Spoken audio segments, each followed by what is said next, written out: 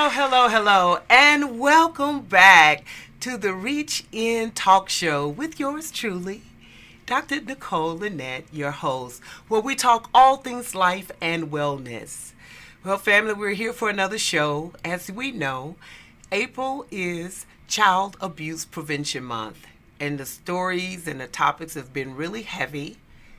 They've been hard, but they've been absolutely necessary. So this week we have with us a special guest who's going to help us unpack prevention of child sexual abuse in regards to community. This young man, he's a mover and shaker. He's a change agent in our communities. He's the former Mayor Pro Tem of the city of West Columbia, and he is a professor, y'all. So we have a smart gentleman in our studio today. And not only that, he's a very compassionate young man. And I want you all to welcome none other but the Honorable Judge Dietrich von Biedenfeld. Hopefully I didn't jack that up too much. That was beautiful. Welcome. Thank you for having me. Of course. Thank you for saying yes. Because this topic that we're talking about today, so many people seem to run from it. And I'm a person of lapel pins, and I usually have my blue and silver pinwheel, but I left it in the car. So okay. That is the April's signifier, and we have them all over Brazoria County. Okay, awesome. So tell us a little bit about yourself. Where are you from? What do you... Absolutely. So I grew up in Houston. I had the privilege of having a very diverse upbringing, and that started, of course, with my parents. My father is from East Germany. Okay. He grew up in World War II. He was flown over by the U.S. government, and he worked for the government ever since. And my mother was a school teacher for many years, but she was also a musical therapist, and she was one of the first black women to play with the Houston Symphony. Oh, wow. And her father was one of the first black direct hires for Dow Petrochemical Company. So wow. They were both from backgrounds that created challenges. My father coming over with nothing, my mother being black in the 40s. Right. But they built something. And then, of course, in my upbringing here, I attended Second Baptist until my junior year of high school. Okay. And then, while playing in the summer jazz workshop with Ronald Thornton, he recruited me to Willow Ridge High School. Okay. He said, "Why are you playing with these 12 people?" He had more to say than that. We'll leave that alone. And so they gave me an address in Fort Bend County, and I drove to Willow Ridge for my junior and senior year. I did both proms, junior and senior year at Willow Ridge and Second Baptist. I went off to Loyola, New Orleans. I had a major car accident. We spoke about that earlier. Wow. Where I had a very large, my father being German, we all had Mercedes to start. Right. And it became a can around me, and so I had to reload the reed, traumatic brain injury. But even though I was given the excuse by my doctors to sit at home, my parents said, we overcame adversity. My father was shot at by Russians. Right. My mother experienced the discrimination of the 60s, the fire hoses, the eviction proceedings in Chicago, in various Cabrini Greens situations and things of that nature. Mm-hmm. And they said, no, you're going to continue to achieve.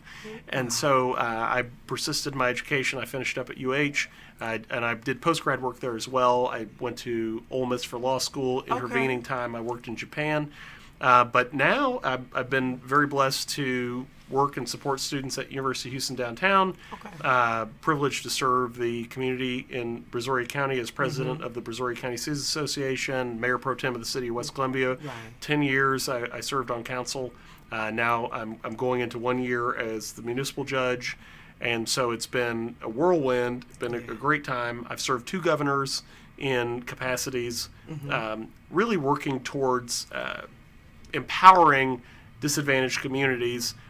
Sometimes the politics of these situations don't really match the ideals. Right. The vision and values aren't matched with funding. Right. But I continue to persist and work in these roles for the greater state of Texas. And, of course, I've worked nationally and internationally for veterans, for environmental law, and some other areas. So it's been a great journey, and it's a little bit tiring sometimes, but it's a privilege. Wow. All of that, I was just waiting for you to say, so I'm getting ready to start my candidacy for presidency. I mean, you're like, okay, so working on your presidency. I was going to say, you have my vote, right? Thank you. I've been looking over the school in Punahou in Honolulu. My sister is a professor at University of Hawaii, and so I've seen Obama's school many times. Okay, all right. Wow, so, certain things stuck out to me. Number one, you come from a lineage of history makers and impactors. And I see that in you. I mean, when I first met you, it was so amazing to me. All I said was, I told you what I did, and I said, "What are you doing?" He was like, "Whatever you need me to do, Dr. Nicole." And I've been knowing you ever since. But there's a word that I keep hearing of value with you, and that's you've served here, you've served there. And to have a heart of a servant, which is really what leadership is about. A lot of times people think leadership is about dictatorship or giving orders, but leading is about serving people. And that's why you've been such a phenomenal leader, because you are a phenomenal servant of people. And I know you're going to continue to advance in that which your parents have imparted to you. And I read you're the youngest of your siblings. I am. You're the youngest, so you're the baby boy. I like to think they got it right, and so they stopped, right? They Once stopped, you hit right? perfection, why make more? It's like, that's it. You can't get no more perfect than this. So I was thinking about, even when you shared about your adversity for the accident, I thought that was even more phenomenal, and I'm glad you shared that. Because sometimes I read you dealt with what area when it came to disabilities, people with disabilities, making sure they were able to access resources and opportunities, even with disabilities. And some of that was afforded because of what you experienced with your accident. Right, and I think it's a reminder of the important work that you do, particularly with Resuscitate, in the sense that sometimes people have a great understanding of the overall idea, but they don't know the tactical, or they know the tactical, that is, they see the trees, but they don't know the forest. Right. And a lot of people are good at one. You're great at both, right? You see the forest, you see the trees, and you kind of work within that. Right. That's a distinct, unique gift that you have. And within that mission, one of the challenges we had on the Texas Council for Purchasing with Disabilities, I was a state Senate confirmed member appointed by Governor Rick Perry. The only way to get rid of me would have been to impeach me or to sunset the council. And that's what the state legislature did. They sunsetted us. Now, we were creating, from a fiscal conservative standpoint, we were saving the state of Texas hundreds of millions of dollars a year in additional assistive aid. We were creating economic empowerment for people who are blind, deaf, mentally challenged, learning disabilities, and so forth. And they were able to contribute to their communities and contribute to their self-value through doing meaningful work in different jobs that met their capacity, right? So this country is founded on equal opportunity. We're not all equal. I can't have a baby, right? I can't run a marathon. I barely finished that 5K at St. Arnold's the other week, right? Well, at least you started. I tried it, right? But we're all equally, we should all be afforded this equal opportunity. And so when we looked at the work we were doing on the council after 4 years of me being on there, we were reducing the amount of mental health needs of those individuals because they weren't having to seek depression counseling. They had a community of fellow deaf, blind, etc. individuals that they worked with, and they were able to show their value to the community because they were bringing a paycheck home. And the state said, well, it's impacting the fiscal bottom line of some of our donors, and so we're going to get rid of you. And that hits you because you're like, we're doing good work. And from a fiscally conservative standpoint, from a socially conservative, from a biblical standpoint, we were doing everything right. One of the challenges they gave us was that we didn't spend enough time arguing in meetings, basically. And I said, because we do our homework. We don't have to argue in the meetings because we did our homework before the meetings. Okay, so I heard three things here. Okay, so first of all, there was not a lot of need for counseling and depression because this particular group of individuals, of disabled individuals, they had camaraderie, they had a community, they had wraparound safety net around them of individuals who could identify with where they were, so they were able to talk to one another and encourage one another while they were being impactful and also impacted positively, because now, wow, we actually have people who see us and who understand that we have needs as well and we're no longer neglected. But then your son said it because you're not caught up in the political rhetoric of, like you say, meeting to meet rather than meeting to make impact. And that is something that is unfortunately a barrier to a lot of our disadvantaged communities, because I call it, we have the wrong gatekeepers in position. Because another thing you said was, because really the impact and the value you were adding to the disabled community was impacting their donors. So basically, if these donors supported me during my candidacy, then I'm worried more about them than the ones that really need the resources. And you know this, and you've got the Right. statistics better than me in the sense of, how do you deal with something when men report sexual abuse less than women? How do you deal with it when you've got an invisible disability, Yeah. such as a traumatic brain Right, injury? right, People right. meet me, Right. and they say, wow, you're very articulate, you wear a tie. Right. They don't know that I've got to take 20 minutes longer than I used to read a Right. book. Right. Because maybe I'm still reading the book faster than them, but that's not the point. The point Right. is, it's slow for me. Right. Right. And you know this, and you know that when you're trying to make a difference with gatekeepers, there's oftentimes a protectionism, right? And so you're talking to the pastor, you're talking to the principal, and they, not in my house. Right. Well, We're going to have talk you- about that later. Have you looked in your house? Well, let's not do that, right? Right. So, and so- oftentimes they've looked in their houses. And it's unfortunately, back in the day, every time I say that, I think about my parents. Back in the day, what goes on in my house? We're going to keep it in my house because we're not going to expose this. And so, but you know what? Since we're jumping that way, we might as well just go. But we're going to jump that way right after this.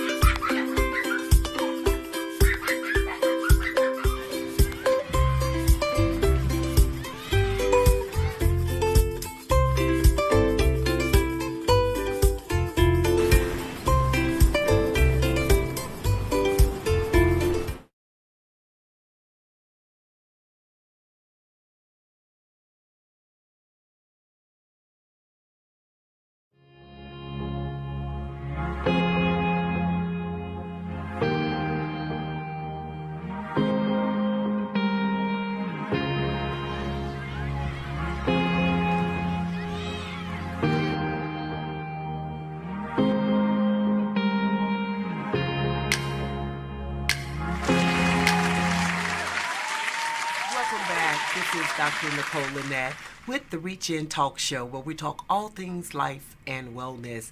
We're back today talking about sexual abuse prevention of children regarding to our communities.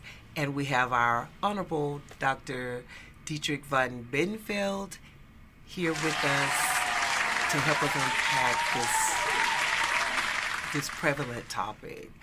So before we went to break, let's just talk about it. As you were stating,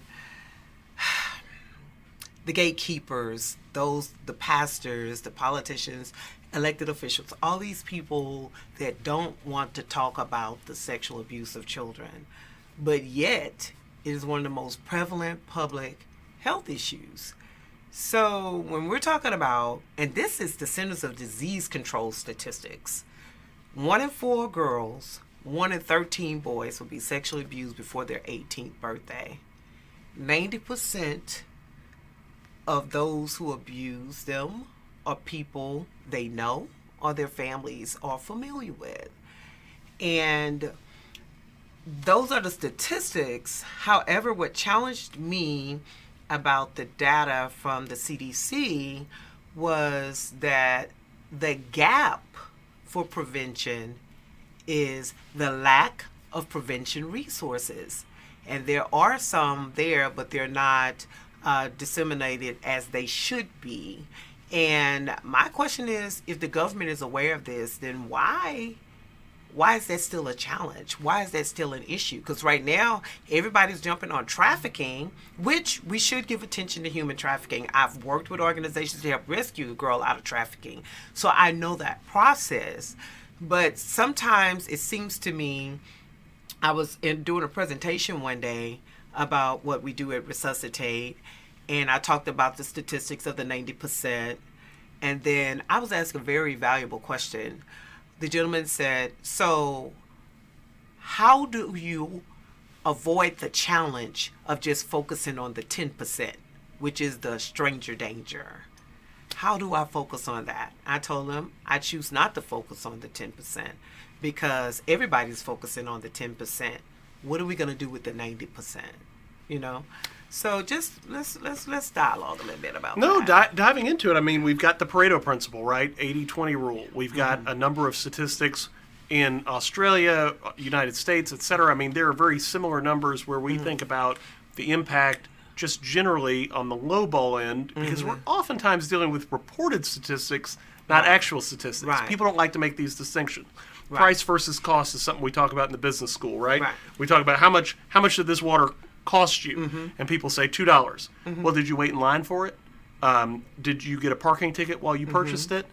There was an overall cost, and then we talk about the opportunity cost. What else could you have been buying instead of this water? You could have been buying some cryptocurrency and made $20 million. So what you're talking about is the price. People don't like complexity typically. We've done research on people not liking more than 3 choices for things. So we've got the psychological, sociological factor that the voters, the stakeholders, the parishioners don't like more complexity. So they're already averse to it. The people that should have the most interest and the people that have the most to lose already say, could you spell it out for me? Could you put it in ABC terms? So that's on us as voters, as parishioners of churches, as parents of children in schools. We have to be asking for this accountability, and we are not. So that's on us. But the flip part is, you say, well, if you know that it's potentially $9 billion of cost. Right. I don't know. That'd fix a few streets in my town. Maybe it might buy you a few lunches. Houston might do that. These right. Potholes. might do it.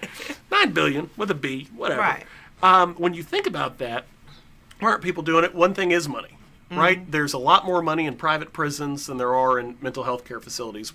One of the hot topics now is the ability of people or entities to kick out assisted living residents where the statutes protect nursing home residents with regard to Medicare funds. So our laws are disproportionate, and oftentimes, going back to the donors, it follow the money. Who benefits when there is something that deals with the challenges? So the symptoms are there, the problems are there, and then suddenly somebody who experienced child sexual abuse experiences criminality. Is it more profitable for the companies that provide the preventative care, or is it more profitable for the emergency care and the incarceration? I mean, these are $210 million incarcerative facilities, right? Okay, wait. Okay, so you just answered a question that I've posed to many people, going back to CDC results. There's less investment in prevention, but more investment in, of course, treatment for those who've been traumatized. I say yes. And also for prisons, for the criminals that actually perpetrate. Have you heard of George Soros? Have not. Have you heard of Warren Buffett? Yes. Have you heard of the Koch brothers? Yes. Have they heard of you?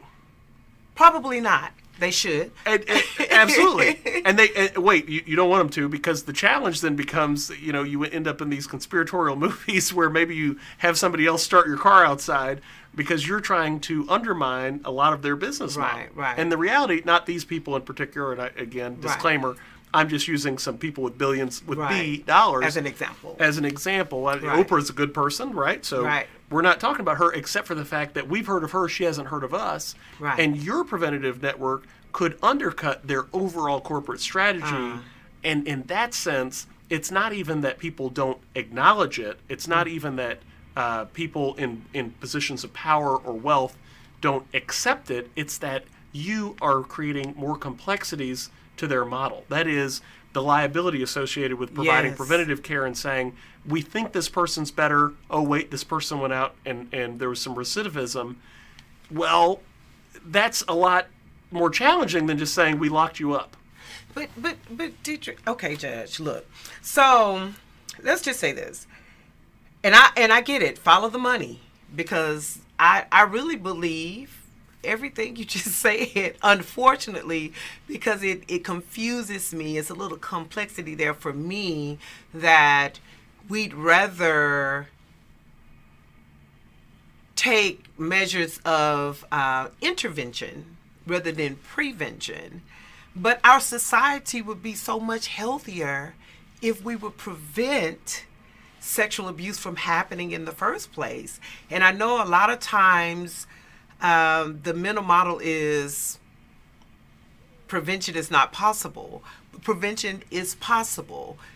The CDC even has it in their documentation. You can Google it and put in child sexual abuse prevention. They're going to have a fast fact sheet, and you can read through it. They're going to give you statistics. They're going to give you gaps. They're going to give you the ACEs, with children, and they're going to give you all this information. Then they're going to give you the information I just shared, and it is also stated on that form that our society will be better with prevention, right? But don't we want our society to be better? In the short term, we have short memories. And so this is also a problem as an elected official running on 2-year terms. Mm-hmm. One of the benefits I had is no one wanted the job. But otherwise, I probably would have experienced many contenders because of efforts where we expended money on things that people didn't appreciate because they're complex. Mm-hmm. And instead of saying, hey, we trust the expert, we've lost a lot of that credibility. Some of it's Instagram and TikTok, some of it's hyper-partisanship where Republicans say yes, Democrats say no, and that's all you have to do, or Democrats say yes and Republicans say no, and that's all we need, as opposed to saying, hey, we need this infrastructure. And Kurt Vonnegut said this, right? It's easier to convince people to build than maintain. And so explaining to people in my business of potholes and water purity, hey, we've got to do a bond to buy a $10 million water treatment plant so that we avoid the fines of TCEQ, Texas Environmental Quality Commission, and those ideas, and where we avoid people having to do boil water notices and other things like that, people would say, well, that's raising my taxes. Well, in the short term. But again, if I did that, then I would get voted out in 2 years. And then in 2 years after that, when people saw the benefits and they're like, oh, thank goodness I can flush my toilet still. Thank goodness I can drive on this road. It would be attributed to the person in office at that time, not me, the person who implemented that cost saving, again, that sustainable measure, that strategic measure as opposed to the day-to-day or tactical measure. So some of it, again, goes back to the voters, constituents, parishioners. When the pastor is doing something wrong and you say, we've had a building fund for 30 years and we don't even have a new door. Well, trust the pastor, right? You're challenging authority.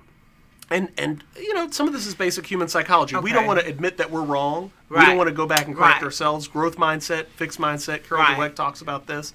More people are fixed mindset than growth mindset. So telling me I'm wrong is a challenge to me. I'm stupid.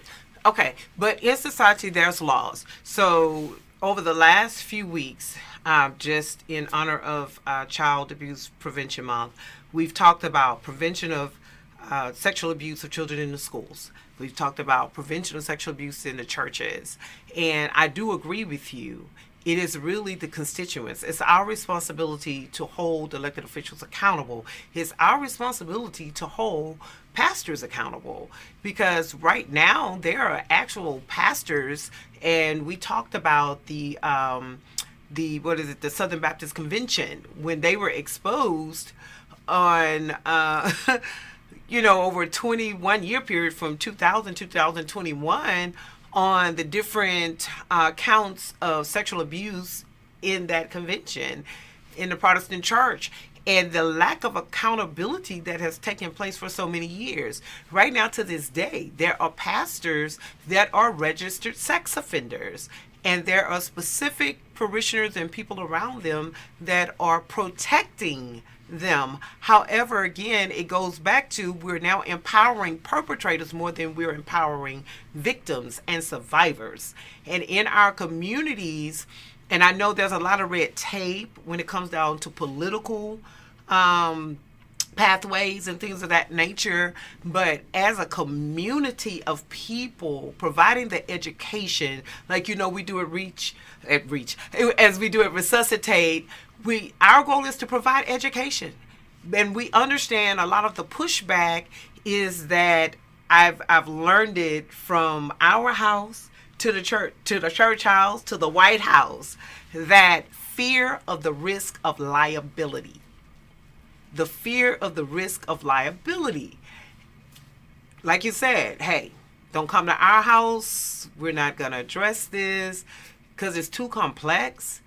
Okay, well, what's complex is when a child is being abused, several children are being abused. Statistics show that one perpetrator, before they're caught, can abuse up to 154 children on average. Think about that. One perpetrator. So in our political world, in our collegiate world, in our ecclesiastical worlds, we're hiding behind the fear of the risk of liability, but we have children from generation to generation, these cycles of abuse that continue. So your money means more than the mental health of our children. I think that's a travesty in our society. And I believe, and for you all who are watching and listening, we have a responsibility because we cannot, I always say representatives are supposed to represent the position of the people. And I just believe that people need to learn their positions. We need to relearn our positions. If we say enough of this, we're tired of our children being abused, we're tired of not being able to access resources, and that's another challenge too, because sometimes, especially disadvantaged communities are not aware that there are certain resources available.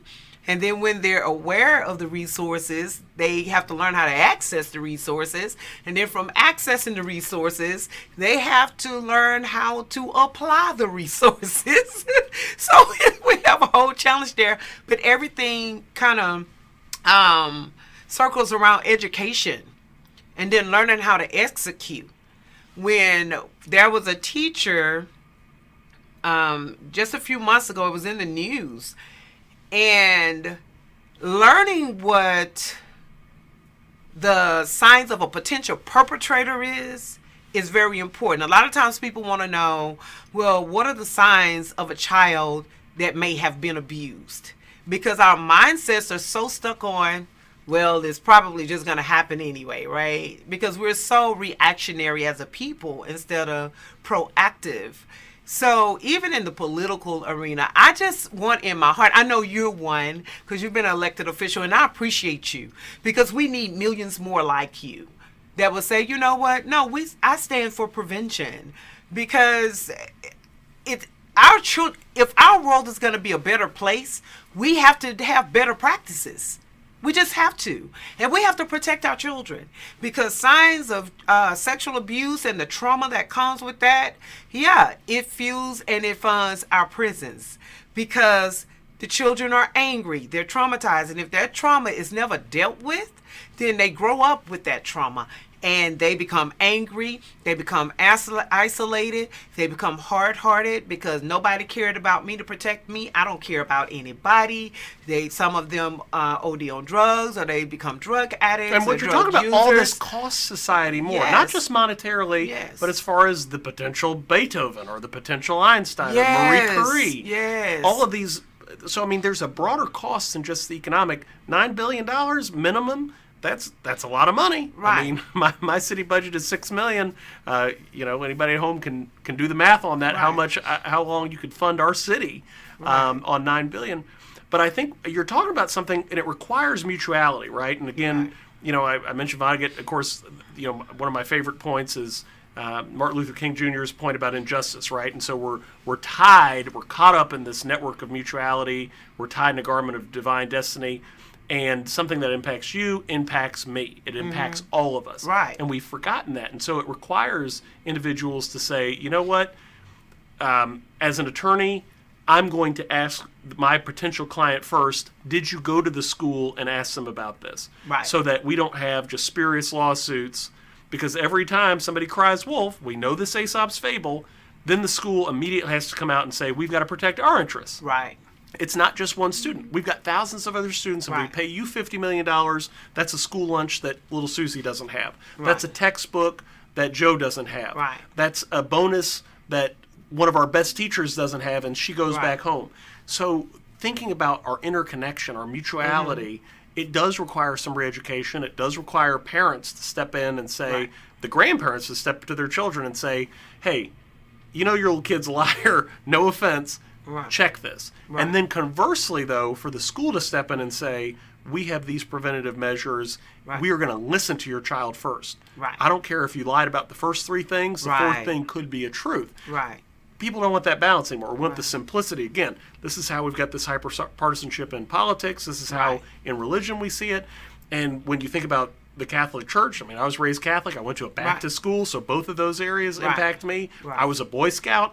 I never experienced any sexual trauma. I never Right. experienced any adults. Right. Some of the things were probably due to my parents Right. saying, I need to talk to Joe's parents before you go over there. I need to meet them. Yes. So there are some of those steps, but that's where the prevention comes in. That's where Resuscitate comes in with some of these models Right. to say, we're not attacking you. Right. Before it becomes adversarial, before it becomes an Yes. attack or, an indictment of your parenting, and then people get defensive. Even if you know it was wrong to give your kid ice cream at 2 a.m., right? The old movie Gremlins. You knew not to feed this little thing after 10 p.m. And now you got a whole movie about Gremlins. Gizmo. Right. Because you didn't follow the instructions. So just to segue there, which is amazing to show you how the partnerships can be very beneficial. In one of our youth-wise prevention camps, well, before we went to the prevention camp, the school, one of the schools hosted, it was a middle school actually, they hosted a parent learning lab, and we were one of the facilitators. And as they rotated their parents through our workshop, the therapist came to us afterwards and said, oh my God, have the parents talked with you? And yes, we had parents that disclosed. They had never disclosed before, both fathers and mothers, saying, wow, we love what you're doing because this happened to us when we were younger, right? And this is why we exercise certain parameters around our children. But the therapist said they had parents coming to them recognizing we may need to get some help for our children. That's how serious that partnership can be. But then moving forward, we provided a youth-wise prevention camp. That's where we have the middle and high school students come in. And it's a 6-week camp. And we hosted it at the public library. And it was free. And we were able to identify children that were under the radar. We asked one specific question. And we found out there were children that had no trusted, felt like they had no trusted adults. And when a child feel like they don't have a trusted adult, then they feel like they have to carry everything of the world or whatever their challenges in life on their shoulders alone. And they didn't have, and some of their parents were in the room, and they still said they didn't feel like they had a trusted adult. And unfortunately, some parents think that their children trust them, but their children don't trust them with the hard things. But that's a whole nother topic. We can talk about that, why you come to a workshop. But what's significant about that is when children feel like they're alone, they're isolated, they're not seen, they don't have anyone they can trust to talk with, they become susceptible to perpetrators, they become susceptible to gang violence, to gangs, they become susceptible to possible attempts of suicide. And so what we have been able to do with that one question is able to discover who those children are that's under the radar. Our partnership with the school, afterwards, we talk with the therapist to let the therapist know what the results were. And what happened, the therapist was able to connect with those students so those students will no longer feel invisible. And just like you said, see the schools to see the partnerships and the benefit of partnering and getting the education, because there, unfortunately, when you get to middle high school, a lot of kids have already been impacted by sexual abuse, right? Because sexual abuse, the median age is 9, so that's elementary level, and some kids start, are abused earlier.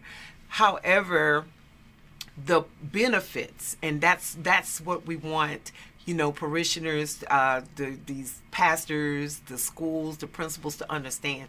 There's a benefit to education, because you rather be on the side of prevention than intervention. And a lot of times, like you said, you have to protect your own self-interest. I understand that.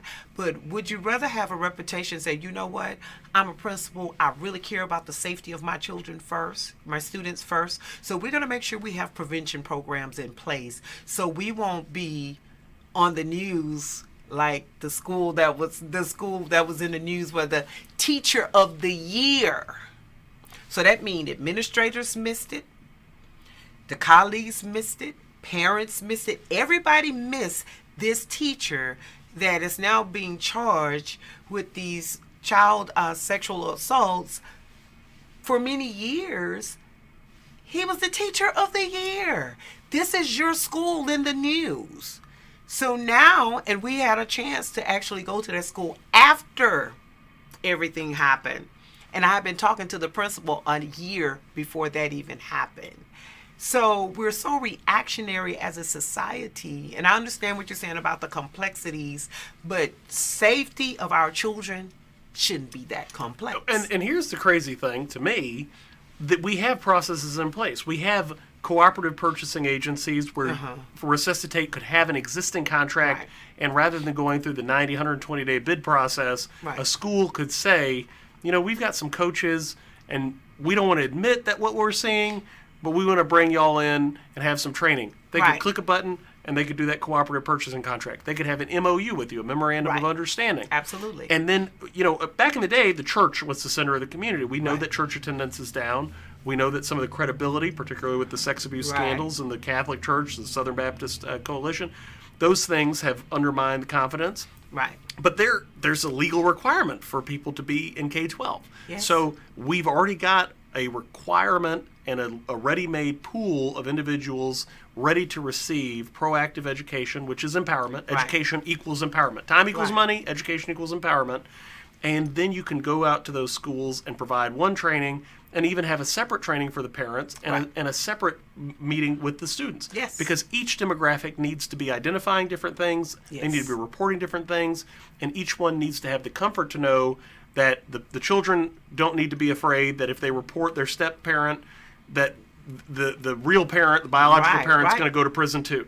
The school doesn't need to be afraid that there's going to be a $50 million lawsuit unless they don't report it in the first place and they try to hide it. Yes. And at the end of the day, the parents need to know that it's the cost, the emotional cost, the financial cost. I'm a business professor. Got to go back to that money of the therapy, the bottom line, the hospitalization for an attempted suicide, etc. The ambulance ride is going to be $5,000. Right. So all of those things, each of those people needs to understand what you're talking about, which is it's cheaper to prevent. An ounce of prevention is worth a pound of cure, and it's cheaper to proactively engage this and address it. And then instead of saying, you don't want to see sexual abuse everywhere, but if it's 1 in 4 and 1 in 13, you at least have an idea that it's not so isolated. It's not over there. That's right. That in our community, of course, the NIMBY term, not in my backyard. Right. That usually for us, it deals with where you put a chicken plant or something like that. But in the sexual abuse world, it doesn't mean because you're a good Christian and you go to a good Christian church that the parishioner next to you isn't doing this. It doesn't mean that just because your coach is winning awards with the volleyball team that they're not sexually abusing them. It doesn't mean that the teacher of the year isn't abusing them. It doesn't mean that's not. Those are two different things. And and I'm glad you brought that up, because one of the things we try and express in our workshops is, and taking the weight off of parents, the guilt. We have to understand that perpetrators are very skilled at placing themselves in positions of trust. They have to have access to children.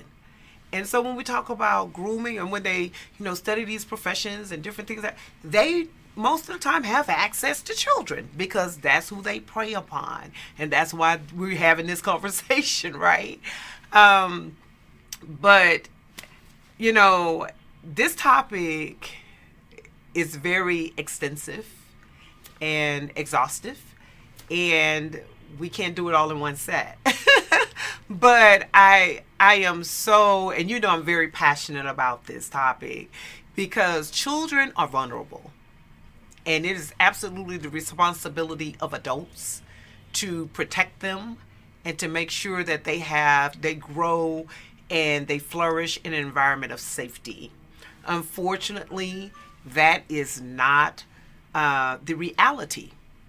And we have to become more educated because if we're not skilled, we don't, if our eyes are not skilled at signs, that's one of the uniqueness of our organization. We teach the signs of a potential perpetrator, not just what it looks like if a child's been abused. Because if you may not have any children, but you can be an active bystander.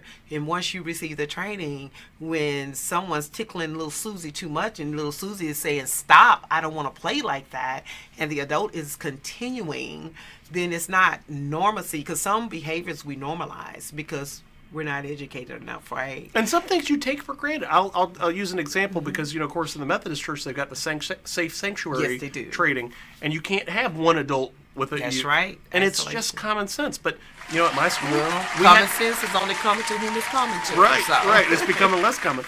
And, Right. and so my school, we're doing a trip overseas, and there is a metric to determine the financial cost of sending 2 professors. And we had a discussion, and I just raised the question, and it was resolved very quickly. I said, how do you have one person responsible for more than one other person, in the sense of if one of the girls gets sick and you've got a male professor, do you want the male professor going to the bathroom to check on him? Or do you want one of the female students who has no legal responsibility and could say, oh, they're fine, and then something happens? Right. It's not about the, it's a quasi state entity, so there's a lot of legal protections. Right. But reputationally, nobody wants to be at a place where they're not safe. And so then you deal with the larger, again, cost, right? Maybe you win the lawsuit because, we've got, governmental immunities. We got sovereign immunity. Wow. Well, that's a cute term, but what about the reputational cost and the moral cost? Yes. Oop, there we go. Morality. We can't talk about it anymore. Yes. But the moral cost. I said, you can't. I can. Right. No, go ahead. Right. You cannot send right. one person to handle a group. You need to have at least a 2-person. The buddy system. This goes back to swimming. Yes. This is 4th grade common sense, like you said, and maybe not so common. You need to have these programs in place, and it's so simple. Yet, we have these still bureaucratic policies where. I had somebody in Mississippi who the assistant principal for discipline got fired for sending too many people or dealing with too many people in the disciplinary office. And it's like, why do you have an assistant principal for discipline if you don't send troublemakers? You want to keep them in the class? You want to make the teacher? Right. No, that's why you have that person. So recognizing that we have tools in place, you have, again, I'll go back to Resuscitate. Right. You've got a training program that can equip you. Why not just use what's there and work with it? Yeah, I agree. And, implementation is important because I was actually a paraprofessional with the Boy Scouts of America. And we had the youth protection training. I thought it was amazing. But I'm also a witness that when we were at some of the camps and things of that nature, they used to call me Miss T. And they used to, I used to get on their nerves, to be honest, because I really, executed the youth protection training. And there were some things that I saw that I was like, no, this is not acceptable. But then look what happened. Look what became exposed. Because like you say, we have things in place for protections, but are we implementing them? What are we doing with them? And where's the accountability that comes with that community? And so these are just a lot of, it's just so much we can talk so much more about. And we talk anyway. Right. But, just to close us out, just to share, just talk with our audience and let them know, just some steps they can take, just some small steps they can take to help with prevention. Just share some of that. There are a lot of things that are universal principles, and I point out to my business students in particular, something that works in audit probably works in compliance, probably works in supply chain. So the first step is God gave you 2 ears and 1 mouth. Listen. Yeah. What is being said? What is not being said? Yes. Hey, I this is a globe, right? Right. Is it a nice globe? Is it? I didn't say. Maybe I don't like that, right? You're reading between the lines a little bit, particularly with children who may feel vulnerable, even in the circumstances pre-child abuse where there's an adult that makes them uncomfortable, Yes. or even a teenager, Yes. and they don't feel comfortable, but they don't know how to articulate it yet. They don't have the phrasing, they don't have the education, they don't have the training to put words with it. But when they say, oh, do you want to go over to Susie's house? Wait, why the pause? Yes. Don't wait on your 4-year-old to say, well, I found that the environment was unsuitable for... Oh, my God. Unfortunately, that was me, and my mother's friends always said, he's going to be a lawyer. So, but most people aren't going to do that. So listen to what isn't being said as much as what's being said. Trust your gut. Your gut is, the research has shown, it's usually a lot of tangible representations and manifestations that you are taking in, that your brain has put in the subconscious. Right. It's not psychic energy. It's not necessarily divine guidance, even though I believe in that. But it is, at least the research shows, you observing things and your mind putting it basically in your gut. You're feeling, this isn't right. If it doesn't feel right, ask yourself why. Don't listen to that still small voice and say, wait a second, right? And there's so many things where you say, why would a 50-year-old man want to take my 12-year-old daughter on a park ride without all my other kids? Yes. Just pause, stop, look, and listen, right? Yeah. All these old principles, they apply in the same venue. So they do. I'd encourage people to listen, take their time, trust their gut, and finally, I would say avail themselves of resources. Of course, we talked about resuscitate, but there are a lot of ways that people can take a proactive stance to say, identify these things, be aware of what it means. You take time for driving. You take time to identify what a green, yellow, and red light is. Right. Right? So, and then people say, well, I did the training.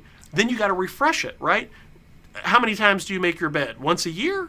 No, you got to make it every day, because if you sleep in it, you got to remake it. Right. Retraining is important. Right. I wouldn't want a pilot who just said, well, 1976, I flew a plane, I'm ready to go again. I'll wait. Yeah. Any other passengers? Any standby passengers want to take my seat? Oh, wow. You need those CLEs, CEUs, etc. Right. And the informal version for parents. So those are some ways that I think people should do it. Take ownership. It's our community. Just like in my political role, I always reminded people it's our money, it's our tax dollars. Yes. Make sure you know where it's being spent and that you agree with it. They're your children. Make sure you know where they are and who they're with. Right. And that is, I don't have much to say after that, because it's just the truth. They're our children. I have adult children, but I still look at every child as my child, because I believe injustice to one child is an injustice to all children. One traumatized child, and the effects of that can affect all children. And so I have grandchildren, and I want this cycle to stop. And it won't stop overnight, because it didn't start overnight. But I believe that we all can take a stand for prevention of child sexual abuse, because most people want to talk about child abuse, and yes, we can, but it's something about when we talk about the child sexual abuse. And I know because many of you, for generations, many of you have suppressed trauma and hidden trauma in your lives. So it's kind of hard when you start talking about it and the trigger is there. And you get triggered and you don't want to talk about it. But we have to talk about it, because if we don't talk about it, we'll never do anything about it. And if we never do anything about it, the same hurt and fear and trauma that you experience, our children will experience from generation to generation. And then you'll continue to ask, what's wrong with these people in society? What's wrong with the world today? What's wrong with the world today is we have to take more action in being proactive and making sure children are protected, because as they grow, whatever was unresolved in their young lives grow with them in their adult lives. So again, thank you so much for joining us. The information that you've given is so valuable And I'm always blessed to be in your presence because you're such a blessing, not just to me, but to so many. And again, if you run for president, just know you have my vote, okay? Thank you for the work you do, though. Yeah. Again, it's an honor to be in your presence and know the work that you do, the energy that you put into it. I wish if half of us did half as much as you do, this would be prevented already. Oh, wow. Well, thank you so much. We're always looking for volunteers and donors. So let's just get that straight. But thank you all again. If you have any questions, if you're looking for resources again, you can go to our website and find, you're trying to find Judge Dietrich here or any information. The information will be on our website. Thank you all for joining us again. This is Dr. Nicole Lynette, your host for the Reach In Talk Show. Until next time, reach in.